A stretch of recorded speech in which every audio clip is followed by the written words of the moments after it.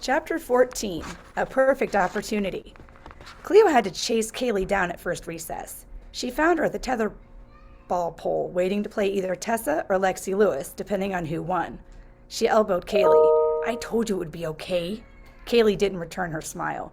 Lexi pounded the ball around and around. You're really good at that, Cleo shouted above the sounds of the game. Whap, whiz, clang. Thanks, Snore. Whap, whiz, clang. Cleo didn't have time to get mad. She was working fortune principle number 7, compliments win customers. She hadn't forgotten her goal of winning Lexi Lewis's business, and now she knew for a fact that she did have a loose tooth in that big mouth of hers. The last of the rope coiled around the pole. Tether! Lexi looked at Cleo out of the corner of her eye. You playing? It sounded like a challenge. Kaylee was here first. Lexi unwound the ball. Kaylee took Tessa's spot. Lexi swerved the ball above Kaylee's head and it wrapped around the pole. 1. Around again. 2. Lexi slapped it. 3. If Kaylee didn't get the ball soon, it would be through. Lexi lost her balance and Kaylee whacked it back. Boom! Around again. Boom! Cleo had never seen her best friend go after a ball like that. Kaylee scowled and pounded the ball. Boom! She was like a heavyweight boxer hitting someone she really didn't like. Time out, Lexi called. She reached down as if she'd dropped something on the ground. Just as she stood, Kaylee hammered the ball again, double-fisted. The ball smashed right into Lexi's face. Ow! Lexi's hands flew to her face. Oh no, Kaylee cried. I'm so sorry. I have an audition for a TV commercial tomorrow, Lexi screeched from behind her hands. I didn't mean to. Kaylee rushed over. She reached out, but Lexi shrugged her off. If you broke my nose, I'll have my dad sue your dad. Kaylee looked at her blankly. It's going to be swollen. I can tell. If I don't get that part, it'll be your fault. You should get that part, Cleo crossed her arms, because you sure know how to act.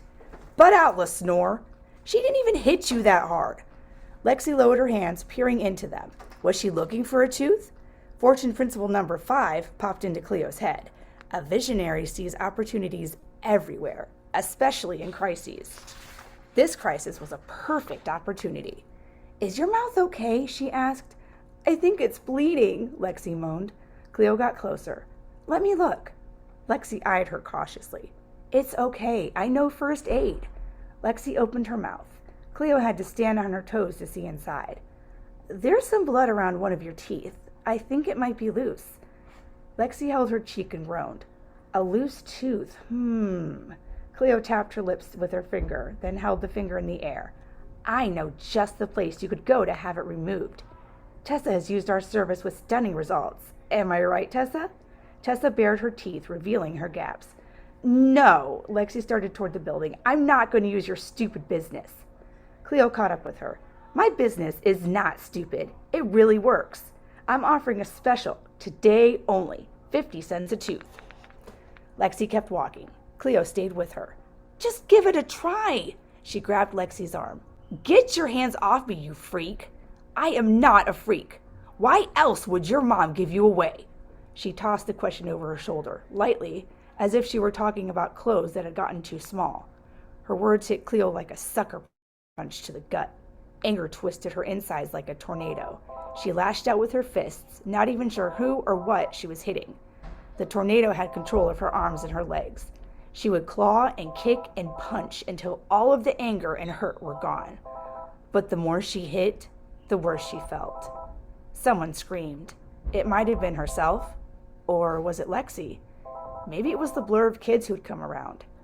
She felt a firm grip on her elbow, heard Mr. Boring's voice in her ear. Calm down, Cleo. She breathed as hard as if she'd just run laps with Dad's soccer team. Her knuckles hurt. Lexi sat on the ground, sobbing, her face in her hands. Cole crouched at his sister's side. Another teacher was there helping her up. Lexi cried out, My tooth! It's gone! She knocked my tooth out! Everyone stared. A few kids started looking around on the ground. Micah Mitchell shouted, Here it is! And handed the tooth to Lexi. She glared at Cleo as the teacher led her away. It was already loose, Cleo pleaded to Mr. Boring. She needed her teacher to understand. He said they needed to go to the office. She looked around for Kaylee, but Kaylee stayed where she was, in a huddle of girls, only once glancing in Cleo's direction. Hey, Cole trotted up. I know my sister can be a pain, but you didn't have to go all MMA on her. Cleo tried to say sorry, but she was afraid she might cry. Mr. Boring looked serious. He nudged her forward. Come on, Cleo, let's get inside. It suddenly dawned on Cleo. She was in a lot of trouble.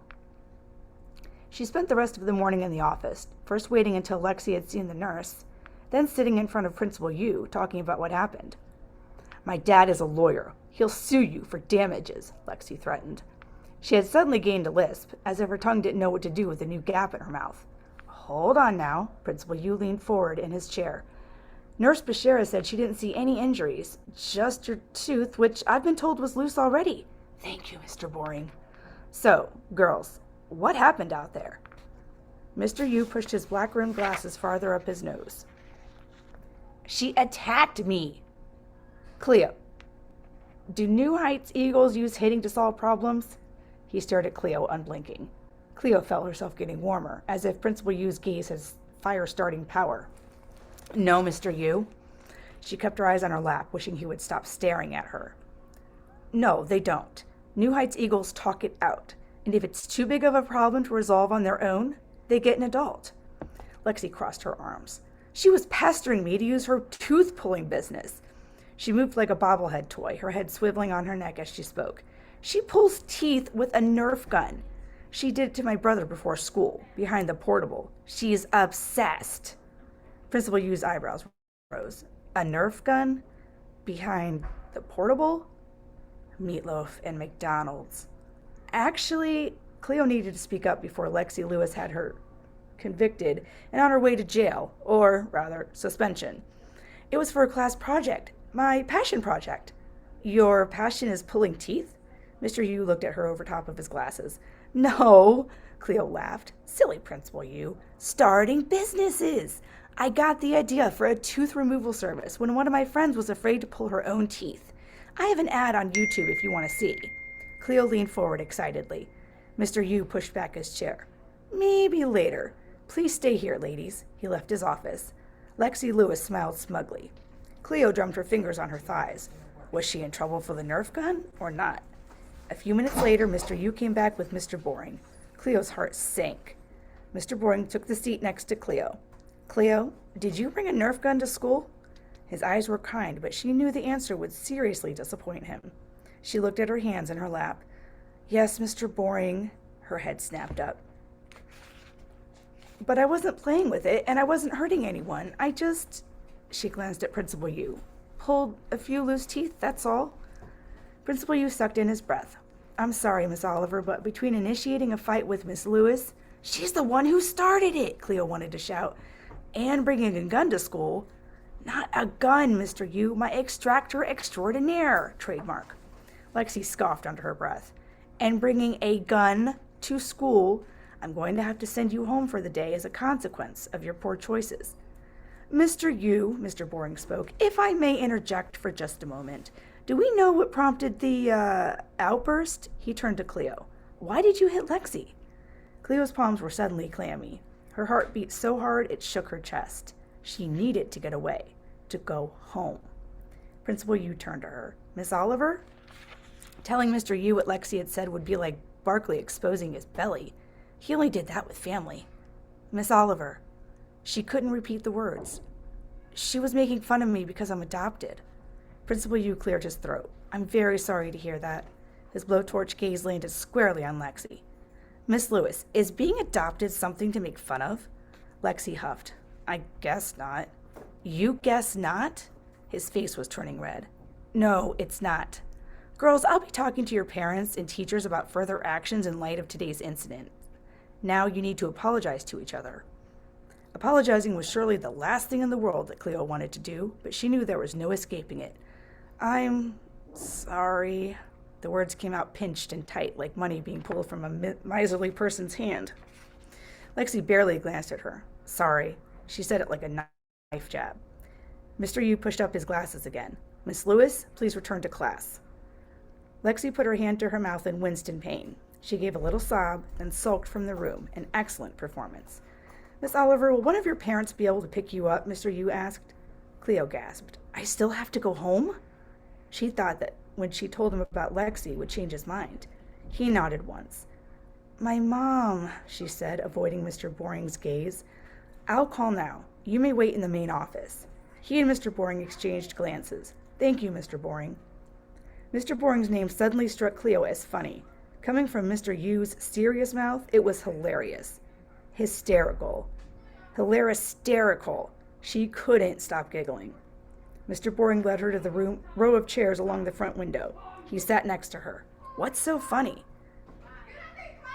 She looked at him. Your name, she sputtered, and laughed some more. Thankfully, Mr. B was laughing with her. Your tooth-pulling method is brilliant, by the way.